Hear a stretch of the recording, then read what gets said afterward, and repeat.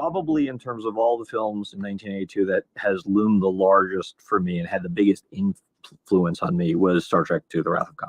Logic clearly dictates that the needs of the many outweigh the needs of the few. Or the one. The first Star Trek movie was really confusing and very disappointing, I think, to a lot of people, just because it didn't feel like the show somehow. The movie, the motion picture, ultimately made money and was successful for them. But at the time, there was a great deal of disappointment because they hoped it would be the same as Star Wars and make billions for the studio. But it didn't. And then Wrath of Khan comes along, and it just feels like the best episode of Star Trek you've ever seen. I shall leave you as you left me, as you left her, marooned for all eternity in the center of a dead planet. Buried alive, buried alive.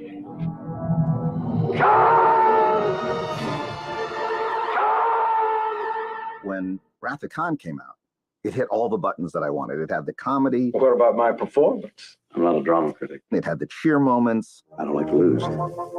The heart and the emotion. Don't grieve, Admiral. That to me was a completely fulfilling Star Trek movie. Thematically, it's really, really sophisticated stuff. Most of that, if not all of that, comes from Nick Meyer's relative indifference to Star Trek. I think he was able to step outside of the mystique and tell a story that worked by itself. Or as Robert Bresson said, my job is not to find what the public want and give it to them. My job is to make the public want what I want. If I listened to the public, Spock wouldn't have died. I can't second guess millions of people I never met. I take them out of it. My assumption is if I like it, other people will like it. The themes of the story began to emerge kind of logically from what I was trying to do. It was the best of times. It was the worst of times. Message, Spock? None that I'm conscious of. Except, of course, happy birthday. Surely the best of times. So this is going to be a story about friendship, old age, and death. How we deal with death is at least as important as how we deal with life, wouldn't you say? It dimensionalized Captain Kirk in a way we hadn't seen. He had a family, he had a son, and it hurts him. I did what you wanted. I stayed away. Why didn't you tell him? How can you ask me that? That, to me, dimensionalizes this sort of heroic character. When they decided to make another movie, I heaved a sigh of relief. I loved doing Star Trek. Captain Kirk was a really interesting character, complex as the writers could make it. And there were times it was very complex, and other times it was very simplistic, kiss the girl and beat the villain up, which was good fun. I have to say, he was a great hero character, and he played it in such an iconic way. Sometimes that's why you can't escape the characters once you play them. They're so iconic. Lights. Kirk has basically neglected his destiny. He has tried to turn away from it. If I may be so bold, it was a mistake for you to accept promotion. Commanding a starship is your first best destiny. Anything else is a waste. And he feels old, and he feels worn out, and he feels useless. Get back your command. Get it back before you turn into part of this collection. Before you really do grow old. Here's an actor in his early 50s who is willing to play the fact that he's getting older, that he's lost a step, that he has an illegitimate kid. There's a man out there I haven't seen in 15 years who's trying to kill me. You show me a son, I'd be happy to help him. He's even willing to put on a pair of glasses because he's losing his 20/20 vision. The more complex, the less on the nose, that would be the ideal thing. And I think that happened there. I'm the last person to understand anything. So everything that was important about Star Trek, everything that was groundbreaking, everything that was significant, progressive, innovative, blew right by me because I didn't stick around past the pointy years. And the only thing I took away from it was that it vaguely reminded me of something that I liked. These books that I read when I was 13, 14, the Hornblower books. And there's a movie that I totally loved that really played an enormous part in my conception of my Star Trek movie was a movie called The Enemy Below. Although it made money for the studio, Star Trek won. Bottom line is it went way over budget. The impossible has happened. That was the feeling among the members of the original crew of the Starship Enterprise when they were reunited in 1979 in one of the most expensive movies ever made. Management was very concerned. And so what they did is they took it away from the feature division and they gave it to the television division. Television folks know how to do things faster, quicker, and cheaper. So that's where it resided. It was technically a TV movie. They could make TV deals with the actors and with the crew, although everyone knew all along that unless it was a disaster, it was going to be released theatrically. I mean, it had already been booked for next June when it started shooting in November. Well, I had been looking for a director. So I had a list of about 30 or 40 people, again, drawing it mostly from the realm of television. And one of the candidates who came in was a very young Ron Howard. And I had just seen something he had directed, a movie of the week. And I thought, this guy is really good. I was surprised at the maturity, and I advocated for him. I did have some standing in the business. Grand Theft Auto had been a hit, and I was in meetings here and there. I did have a couple of meetings on a Star Trek movie, and as a big Star Trek fan, that would have been hard to turn down. It never came my way. I don't think I ever got close. And by the time that Brian Grazer and I were out there really trying to get Night Shift made, I was all in on that movie. And it was at that point when Karen Moore, who was head of creative affairs on television at Paramount at the time, suggested Nick Meyer. And I thought, that's really interesting because I loved the book. I'd read his book, 7% Solution, and I really liked what he did in Time After Time. And he's a damn good storyteller. Harv said, in a couple of days, I'll send you draft 5. It's coming in. It never came in. So I got sucked into, bit by bit, the whole thing about writing it. They said, if we don't get started, we're not going to be able to make our release date, not to mention the studio's going to pull the plug on the picture. So Nick took the scripts home, all the versions, and completely rewritten it in such a way that it gave the picture depth, and it gave the picture humanity, and it gave the picture intelligence. I don't think Star Trek would exist today without those 11 days that Nick Meyer spent over a typewriter, sweating it out, creating that script. So Nick did it. He never got credit for it. He never got paid for it. And he deserved both. I had to keep an eye on Nick Meyer. He had a theatricality about him, I guess, that at first glance may not have sat well, but he's a wonderful guy, sharp and smart and stylish. If you think about Star Trek 2, it's a submarine movie. The bad guys have something and the good guys have to get it back or prevent it from being used. It didn't really depend on your knowing the various races of Star Trek or a whole lot about Star Trek beforehand. Nick Meyer had this great notion that Kirstie Alley Saavik would be a half Vulcan, half Romulan. The studio was so afraid of alienating anyone who didn't know anything about Star Trek that they had it cut out from the movie. But they actually shot it. Your protege's first rate. Fairly emotional. She is half Romulan, Jim. The admixture tends to make her more volatile than me, for example. Than you. Yes, I see that. It may have just been too much information for the audience they were trying to enlarge. And we were keeping the Kirstie Alley character quiet until she could be explained in context. But Montalban was a huge star at that point from television, and it was very startling for people to see him with the bare chest and surrounded by these women. The story that's interesting is this picture of me that really went around the world. So there's this photo that was in Time magazine, right? It ended up just being this iconic picture. And I just learned so much in just one day of watching Ricardo come down from the chair to the console to the close-ups. I'll chase him round the moons of Nibia and round the Antares maelstrom and round perdition's flame before I give him up.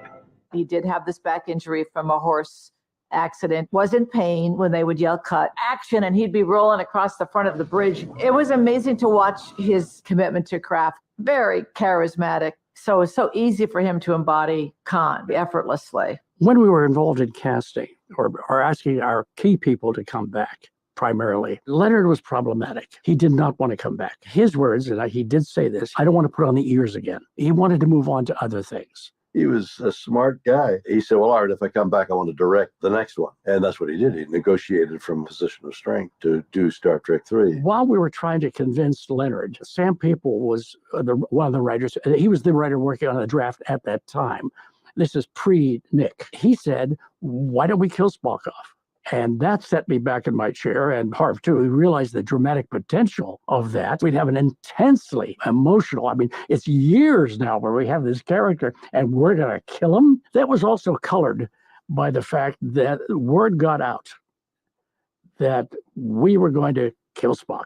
There are a lot of theories about how Spock's death got out, but almost all rumors lead back to Star Trek's creator, Gene Roddenberry, who denied it up and down. We all know that that's who it was. Began a letter writing campaign. The proverbial cat is not only out of the bag, but bouncing off the walls because the fans went crazy. He was on the Wall Street Journal at one point. One day I came home from work and on my telephone answering machine was a message, a voice I did not recognize, deep. It said, "You kill Spock, we kill you." And I looked at that. I said, I think these people are taking this a bit too seriously. When we decided to screen the picture in the heart of America, I said, I've been communicating with a Star Trek fan group in Kansas City. I said, should we have some of them there to see the movie? Because we'll see the reaction of the base to the thing that everyone is so concerned about. I called this woman. Her name was Kay Johnson. I said, we can take 100 if you can get 100. She goes, 100's easy. I have a nickname, Mama Star Trek, and I've got 45 kids that I've sort of figuratively adopted, and most of them are in this line. This is our family, the Star Trek fandom. And I want to see whether they kill off Spock. We got up at 5 o'clock and drove about 4 hours to get here. If they kill him off, I think the people will tear down the theater. The lines were enormous. This was a unique experience for me. Applause, laughter, and Spock dies in the engine room, and this crying and the sobbing in the audience. Just astonishing. There wasn't a dry eye in the room, including mine. The reaction of the audience was that they loved the movie, but were devastated by the ending. And I was adamantly opposed to doing anything about it. But I lost. I lost that.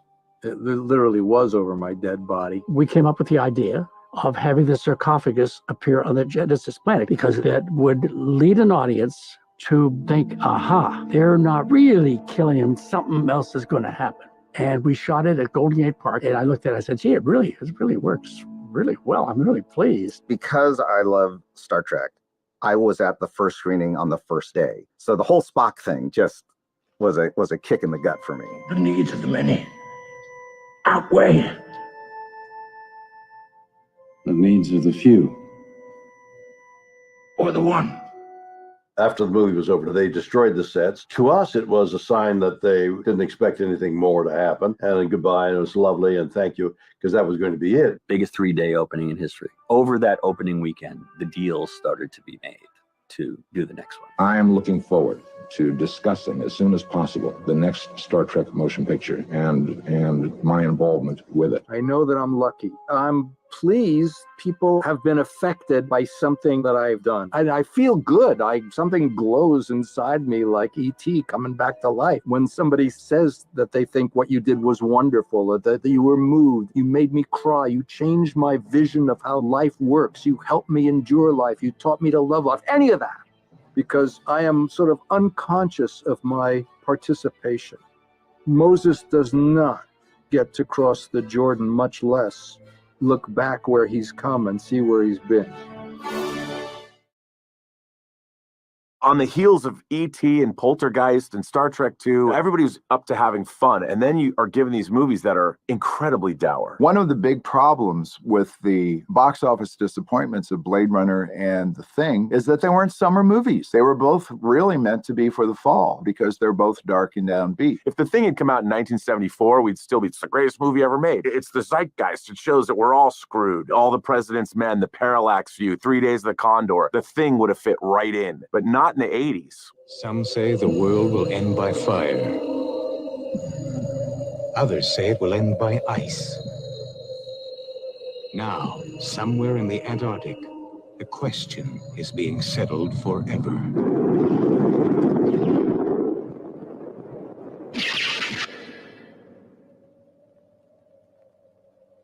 John Carpenter's The Thing. We were making a big move. This was a studio movie. This was not an independent film where John and myself had control over what we were going to do. This is the first of when we started to feel a little bit of pressure. The production that they did up in British Columbia it almost killed everybody. It was really the toughest shoot ever. Exterior of the camp was right on the edge of the glacier. So we built the camp there, all the exterior stuff. There's that element of paranoia in the first film, The Thing from Outer Space, using metaphors for a Cold War sense of endangerment.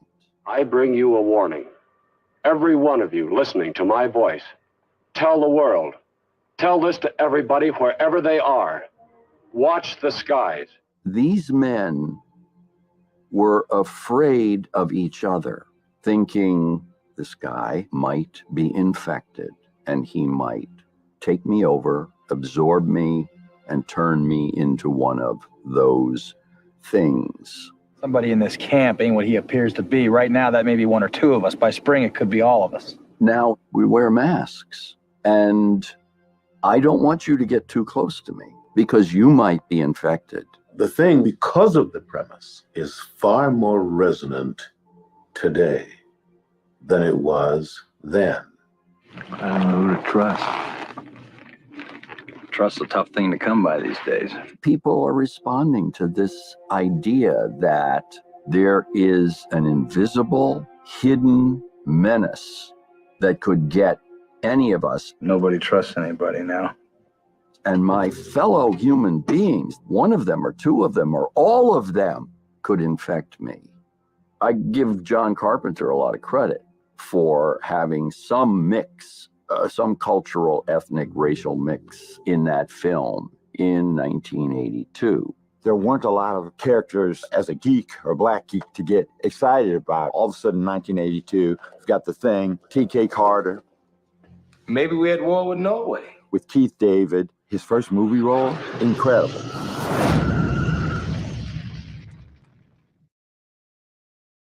One thing that is still distinctive to this day, the special effects on The Thing, it was not CGI. Today, you look at that stuff and you go, really? Wow. Fabulous. Possibly the best practical special effects because of Rob Bottin, who designed the way the characters transformed into the monsters. It was masterful. There was a lot of yin and yang going on finishing the effects. There were a lot of things that happened during photography, which we'd have to say, no, we're going to figure that out in editorial, and we need an insert of this, or we need an insert of that. So we carried a lot of stuff into post-production. When they shot the film, most of the Rob Bottin stuff did not happen on set. There's no way you could ever do that again. There's no way you could ever get permission for an artist to try to figure out the most important visual element of your movie after you've already shot your film. There's never been anything like it. So the splitting head, they had prepared this for weeks and weeks and weeks and weeks. And of course, it didn't work the first time. It was all screwed up. So now we're gonna stay there all night. And I mean, we started at, I don't know, like 2 o'clock in the afternoon or something like this. And we just kept working around the clock. Palmer is transformed into the monster. Kurt Russell finally gets the flamethrower working, ignites this monster, and that was a real burn. Tony Caesar, stuntman, that was his specialty. They had to do it twice. On camera, you could see that the split head was a mask, and he had another black mask. You know, John was like, well, we have to do it again. So he did it again. They lit this cat up. I was standing in the catwalk. I was 30 feet up there, and the flame was in my face. I could feel the heat. They weren't going to get it wrong a second time.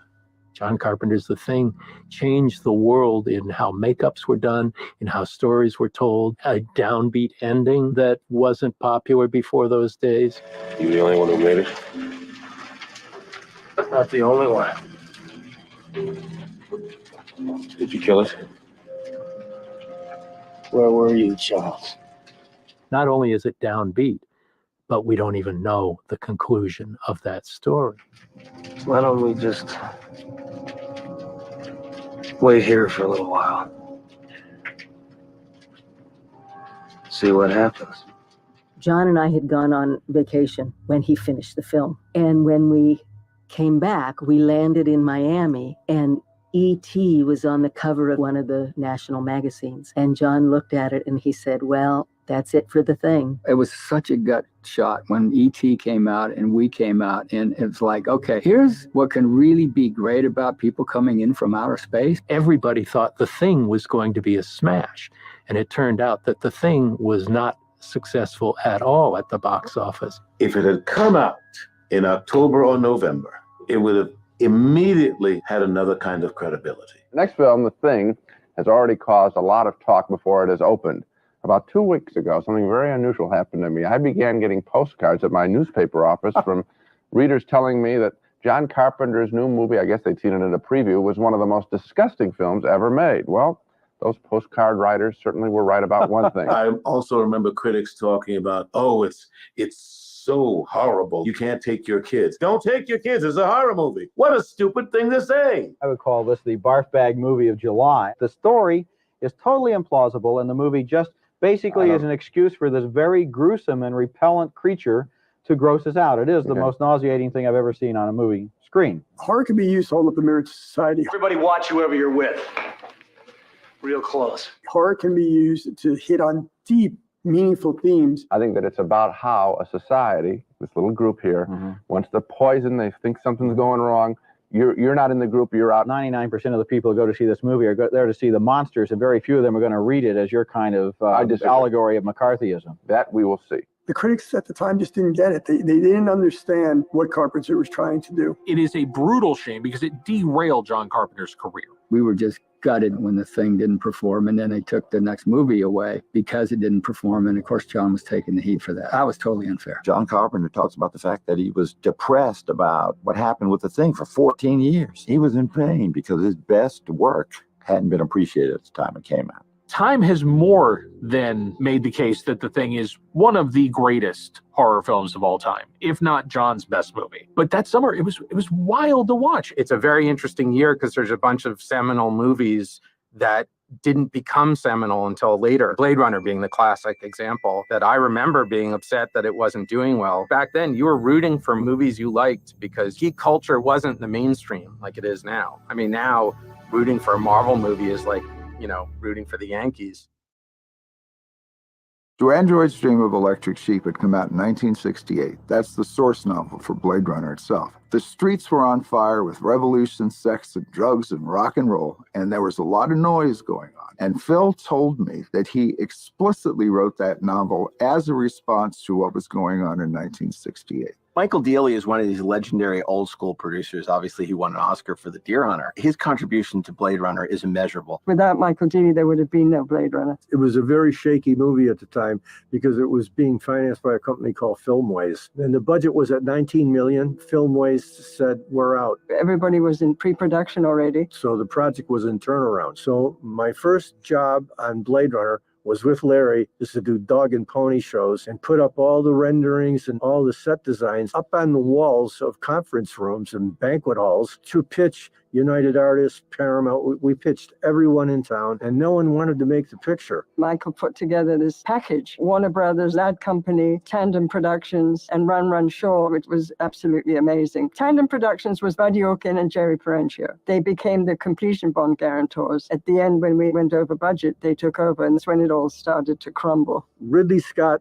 was involved in every single set, every logo. Larry and I would approve the drawings. I would take the drawings to the construction department. At its peak, there were 400 people with hammers and nails and paintbrushes and welding and cutting and building. The backlot of Warner Brothers, where they created the exterior of LA 2019, was called Ridleyville by the crew. And it was just drenched in neon. It had smoke pots everywhere, rain bars that were going constantly. We painted in the rain. We shot in the rain. Everyone was covered with paint all the time. It was such a crazy, great achievement visually because it all felt probable. It felt very kind of old school noir type detective story. It's obviously a film noir, but it was a film noir in a new genre, a science fiction film noir. Ridley Scott was the auteur of Blade Runner. There was not a single detail or a single decision that did not go through Ridley's head and then come out in 15 different permutations. He would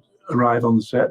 If something was wrong, he would insist that it was corrected. Boy, did they have a tough time. Ridley would come in, look through the lens and say, okay, now let's do this different. And I would be there to change everything within hours before it was filmed. The crew was grumbling and bitching all the time. There was a great difficulty for him to work with American crew because he was so used to working with British crews because they knew exactly what he wanted. He said, you know, when I talk to my crew, they just say, yes, governor, and it gets done. And every single decision, every time he would say something, the American crew would push back. And it got worse and worse and worse. The crew called it Blood Runner. It was very tough. And the other thing that Ridley did on all his films, he operated the camera. Cinematographers Union would not allow the director to operate. When we were shooting Video Assist, I was in a little booth next to the set with Ridley, watching Harrison perform, you know, which caused that terrible rift between Ridley and Harrison. Ridley is very visual,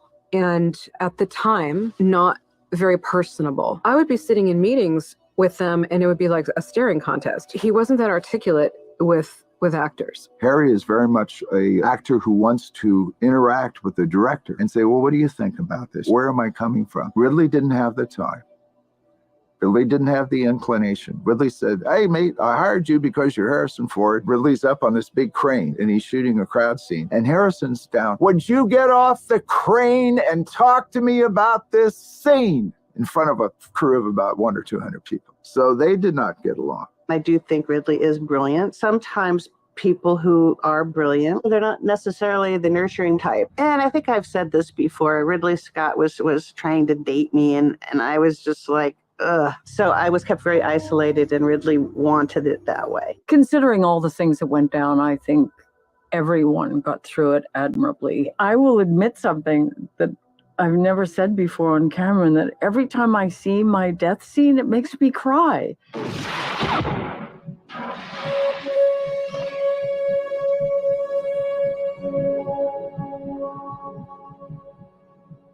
The idea that anyone would shoot a woman in the back is so wrong. And I think that was an issue, definitely. Harrison didn't want to do it, and Ridley wanted him to do it. Ridley wanted him to look like a coward. It's a terrible thing. One thing that happened on Blade Runner is one day we got a kind of promissory note for our paycheck because they had run out of money. So we knew that there were some struggles going on. We'd gone a long way into the picture when a strike was announced by the Directors Guild due to happen on July the 1st, a few days away.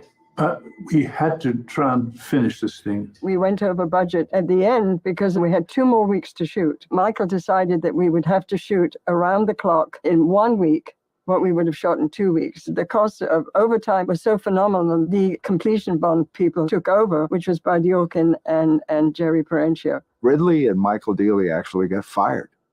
Bud always wanted to direct this film. Bud Yorkin comes in and says, now we can do the movie my way. Dated May the 10th, 1982, from Bud Yorkin. Jerry and I spoke over the weekend, and we both agreed that everyone should be off the Blade Runner payroll by Friday, May 14th. If anyone has a problem with the above, have them call me, Bud Yorkin. I have all of Bud Yorkin and Jerry Perenchio's editing notes. Opening too choppy, voiceover dry and monotone. This voiceover is terrible. The audience will fall asleep. This picture is deadly dull. Ridley and crew have had 3 cuts and still have not done what was asked. This movie gets worse every screening. Voiceover is an insult. This voiceover was done by Bud Yorkin without Ridley's knowledge. Let them cancel me for this. But I like the voiceover. I like the fact that he talked about his guilt at shooting a woman in the back. The report would be routine retirement of a replicant, which didn't make me feel any better about shooting a woman in the back. There it was again. Feeling in myself. For her. For Rachel. They say Harrison Ford didn't want to do it, so that's why he did it so in such a flat way. But I think it worked. Sushi, that's what my ex-wife called me. Cold fish. For me, that kind of intonation, it spoke to how jaded he was.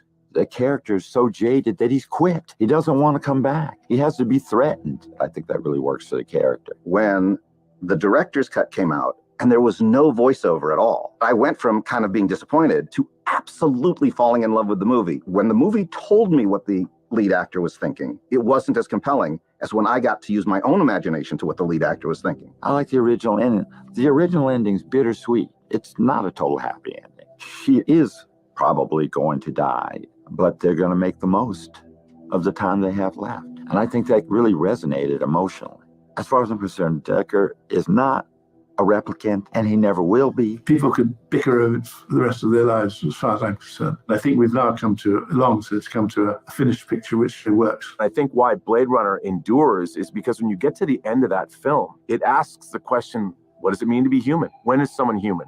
Do they have a soul? There are ethical questions that Blade Runner was grappling with that we didn't yet know we needed to answer. I think that's something that's going to continue to resonate for the next 100 years. It's incredible when you stop to think that Blade Runner, The Thing, and Megaforce all came out the same day. 2 of them are now considered classics, and one a genuine anti-classic, and I say that with love. The concept and the way they sold that movie, particularly to a 12-year-old boy, was so much better than the execution. It's just like this movie that has no idea what it wants to be, and yet absolutely delightful. Barry Bostwick is great in Megaforce. I mean, he really gives the perfect performance for that movie. I want to go watch it again. Are you man enough for Megaforce?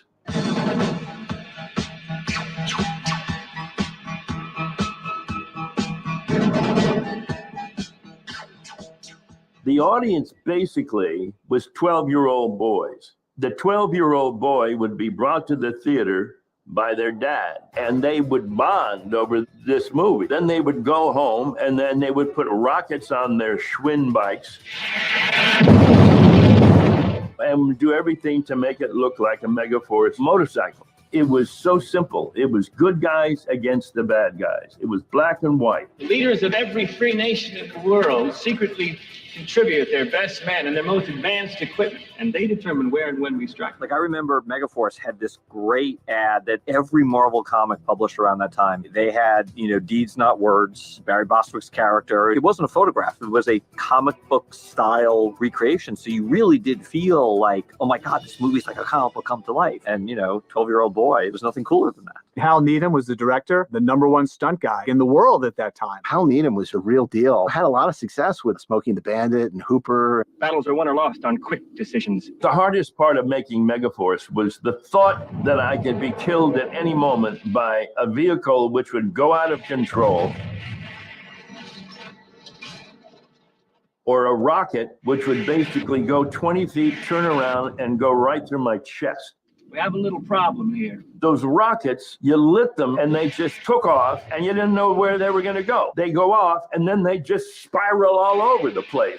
They were like boys playing with fireworks. That's the way it is. I was stoned by the pool and they came and they said, no, you'll have to shoot this afternoon. And I go, well, I thought I was off for the day, or else I wouldn't have gotten stoned by the pool in Las Vegas. And then I would be rushed to the set and hope that they didn't put me on a motorcycle that day. There was just this madcap action bonanza of really shaky, rickety-looking cars and tanks. It just looked like an absolute death trap. The incredible image from the movie is when all the motorcycles are going across the desert with a different colored smoke. The stunt guys, many of them got very sick from all the smoke that was gathering in the cockpits of these vehicles. You couldn't make this movie today with all the OSHA things and all of the union. We're lucky nobody died. Mayday, mayday. Hal almost did.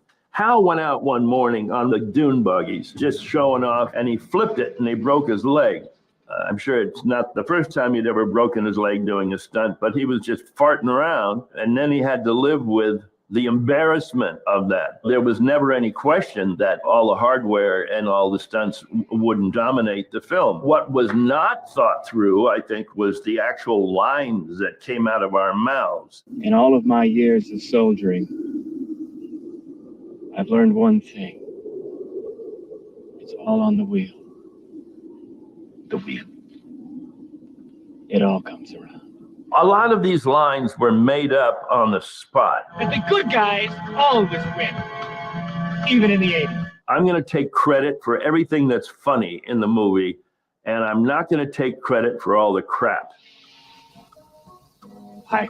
Megaforce, you could joke around, but like everything in there's no CGI. That's all real. Everything was practical. A lot of money and time went into building all the vehicles. This is Michael Bay level of stuff, before Michael Bay.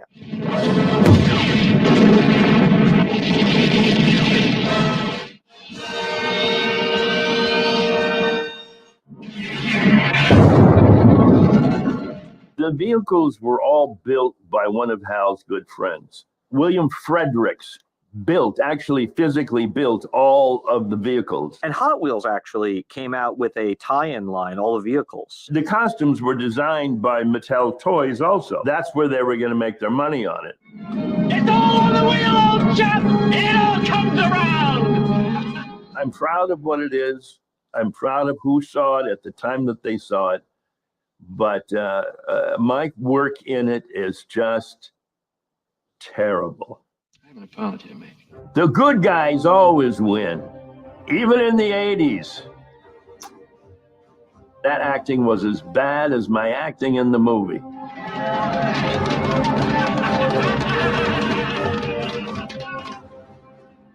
1982 is really kind of a year where I got as much William Shatner as I needed. He's back in a huge way. Star Trek II, a great movie. And then in the winter, you've got Shatner in Airplane 2, which is not very good. He's fantastic in Airplane 2. We better get to the tower, Lieutenant. We have no tower, sir. Why the hell aren't I notified about these things? Lieutenant, how would you handle this? I know it is qualitatively not as good a movie as Airplane 1. I think Shatner was in on the joke. I think it caught me at the right time. Well, I don't remember how it came to me, but when I was in Canada as a young actor, I was the light comedian. And farce is very delicate. Farce is a souffle. Rorschach, what do you got? Well, we've run these tests, sir. Thank you, Rorschach. What do you make of these, Captain? It's a bird, it's a cow, it's a horse with a hat on. Sir? It can collapse at any moment. You have to have a reality and yet a comic spirit. Start by positioning your landing gear. Pulling your flaps. And there's all this hyperactivity of an energy to it that you wouldn't have if you were in Star Trek. Farce is something that not everybody can do. Airplane 2 and Grease 2, another sequel at Paramount that year, were both written by a man named Ken Finkelman, who directed Airplane 2. But Airplane 2 was just a mistake. Paramount was all about sequels for a few years.